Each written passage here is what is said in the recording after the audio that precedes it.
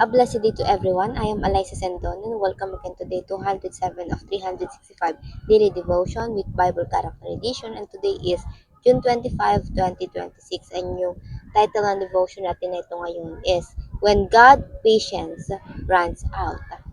And yung character natin is si Prophet Nahum. So, si Prophet Jonah and Nahum, they both prophesy in Nineveh. But ito nga pong si Prophet Jonah, pinapahayag niya dito sa libro niya is yung Nineveh experienced the compassion of the Lord. Ito nga yung nakareceive sila ng mercy sa kabila ng kanilang mga pagkakasala. And the Lord give them time for repentance, and the Lord spared the city dahil nga nagrepent sila. After 100 to 150 years, nanumbalik na naman na yung kasamaan ng Nineveh. At ito na yung time ni Prophet Nahum.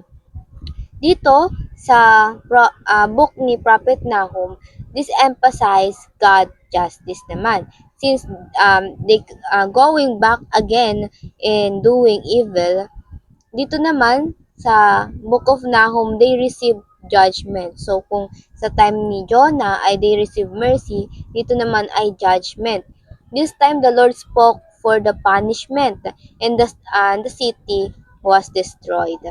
And for our scripture for today, ito ay mababasa natin sa Nahum chapter 1. And it says, this message concerning Nineveh came as a vision to Nahum, who lived in Elkosh. The Lord is a jealous God, filled with vengeance and rage. He takes revenge on all who oppose him and continue to rage against his enemies. The Lord is slow to get angry, but his power is great, and he never lets the guilty go unpunished. Kaya sa ating katuruan, ito ay number 1, God patience should never be mistaken for God's permission. This is a warning for those who live in evil ways. Hindi porket tayo ay may free will, you can do whatever you want.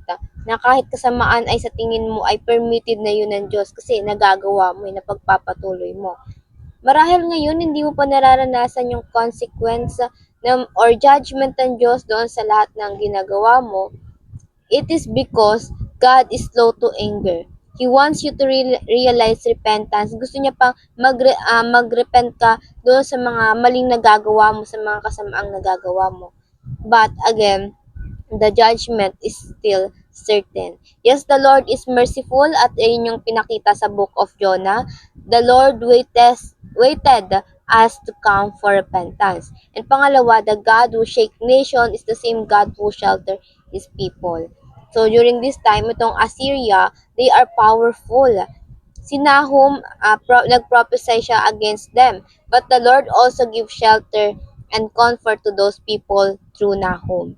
The Lord judgment is always go in two way. Either for good, ito nga yung favor to a people of God, or against to those who rebel against God. And that's what we waited in our days today. Ito nga yung second coming of the Lord Jesus Christ. Dito kasi talagang ay ihihiwalay ng Diyos ang taong mabubuti sa masasama. Kaya't ikaw, habang nabubuhay ka, do good and gain the favor of the Lord. At wag na nating antayin pa yung second coming na mismong araw ka pa magsisisi kasi baka hindi mo na ma-receive yung biyaya ng Diyos o yung pagpapatawad ng Diyos. And pangatlo, God always deals with evil either at the cross or at the judgment seat. Never mangyayari na may kasalanang makakalusot sa hustisya ng Diyos. Malit man yan o malaki.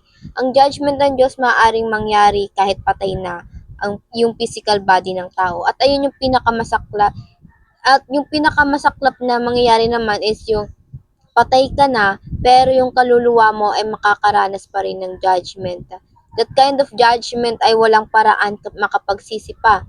God always deals again with evil, either at the cross, ibig sabihin nito na kay Kristo na napagbayaran na.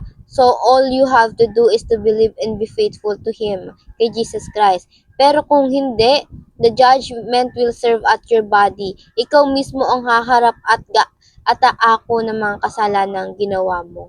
So, mamili ka ikaw na aako sa sarili mong kasalanan o ibibigay mo na ito lahat kay Kristo o kung yung sa cross mismo, ayun na yung paniniwala mo na na-serve na yung judgment sa'yo ng Panginoon. And for our application, number 1, repent while God's patience remain. The Lord is slow to get anger, but His judgment is certain. May katiyakan na huhusgahan talaga tayo ng Panginoon. It doesn't mean na hindi mo nararanasan yung consequences today ay nasa iyo pa yung favor ng Diyos. Take this as reminder, come to repentance today. Aminin mo na yung mga kasalanan at panalangin mo na sa Diyos na saliksikin niya ang puso mo para sa kasalanan hindi mo alam na nagagawa mo na pala. And sabi nga sa Isaiah chapter 55 verse 6, Seek the Lord while He may be found. Call upon Him while He is near. And pangalawa, trust God justice when evil seems to prosper. Makapangyarihan ang Diyos pero hindi niya ito ginagamit para puksain yung masasama in instant.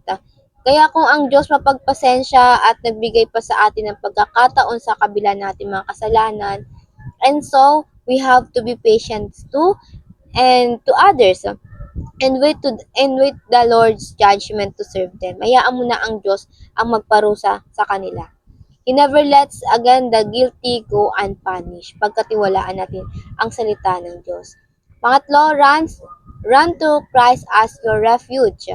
Jesus Christ came for us so that yung mga pagkakasala natin, kanyang mapagbayaran, kanyang inako.